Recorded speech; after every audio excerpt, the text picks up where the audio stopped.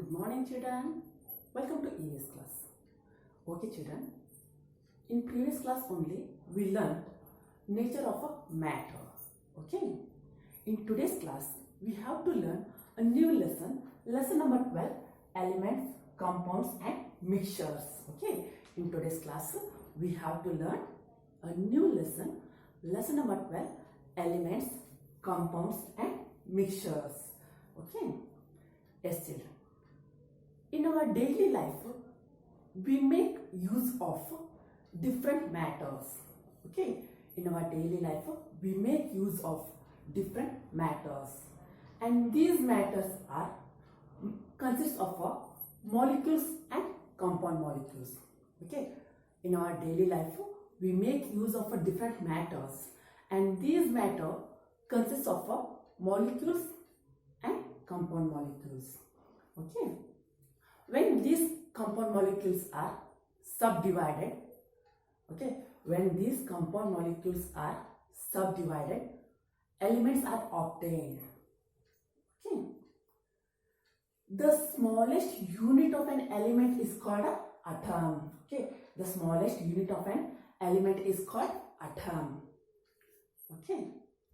Atom is the smallest unit of an element having the same property.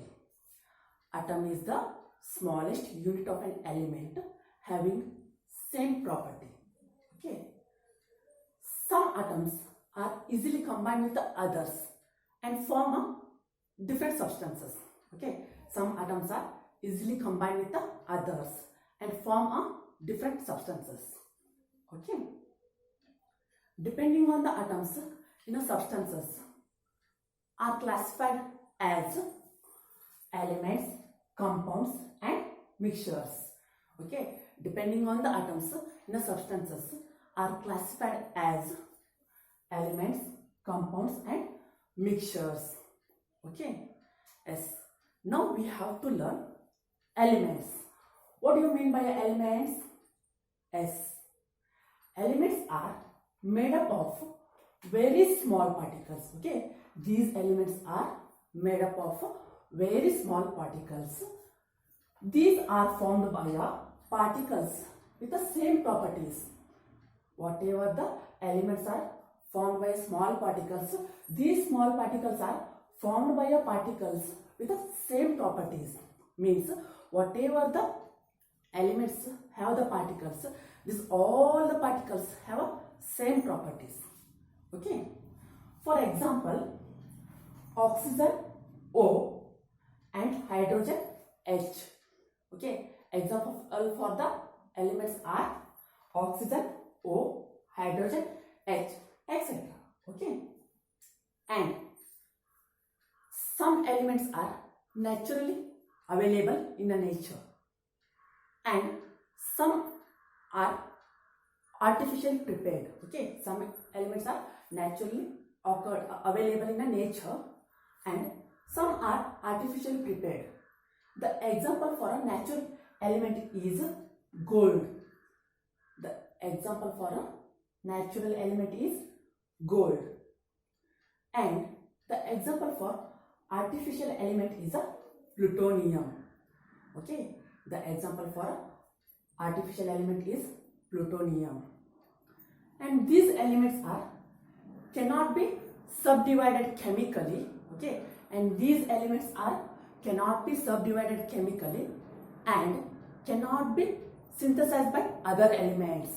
Okay. These elements cannot be subdivided chemically and cannot be synthesized by other elements. Okay. Yes, children.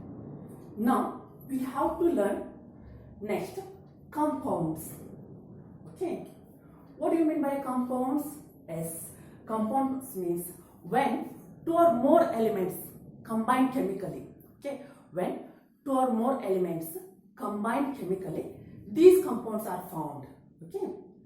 And these compounds are a group of atoms of a different elements in it. When two or more elements chemically combine, these compounds are formed, and these compounds are groups of atoms of a different elements in it. Okay. Means compound means when two or more elements combine in a specific ratio. Okay, when two or more elements combine in a specific ratio and form a substances of a new property. Okay, and form a substances of a new property is called a compound. Okay, and example for this compound is a water. Okay, example for this compound is a water.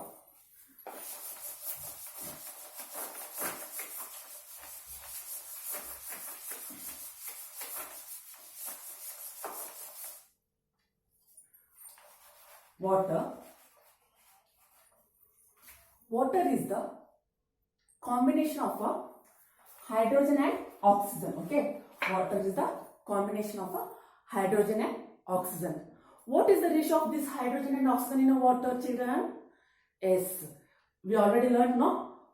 Compound means when two or more elements combine in a specific ratio, no? In this way, this water is also combined in a specific ratio. The ratio of this hydrogen and oxygen is 2:1. Okay, the ratio of this hydrogen and oxygen in a water is 2:1. Okay, and another one example of a compound is sugar. Sugar is also a combination of a hydrogen, oxygen and carbon. Okay, sugar is also a combination of a hydrogen, oxygen and carbon. Okay, it is also formed by this the combination of a hydrogen, oxygen and carbon. But this sugar does not possess any of these properties. Okay, but this sugar does not possess any of these properties, means hydrogen, carbon and oxygen. Okay, and another example is salt. That means sodium chloride. Okay, whatever we use in our daily life, it is also a combination of a sodium and chlorine.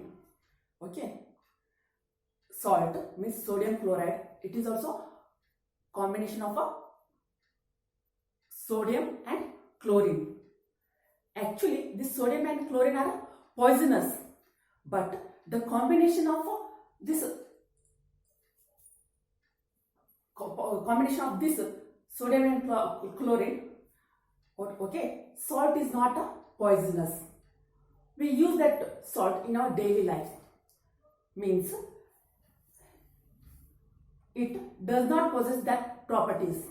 Okay, and these compounds are, also look at here, when two or more elements combine chemically, okay, in a specific ratio and form a new properties. Okay, they does not possess that, okay, basic properties.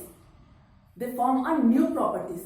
Okay, all of look at here, when two or more elements combine chemically in a specific ratio and form a substances with a new property is called a compounds. Example for these compounds are water. Water is the combination of a hydrogen and oxygen, and sugar. Sugar is the combination of a hydrogen, oxygen and carbon. And another example for compound is sodium chloride. Sodium chloride is the combination of a sodium and chlorine. Okay. Okay children, thank you.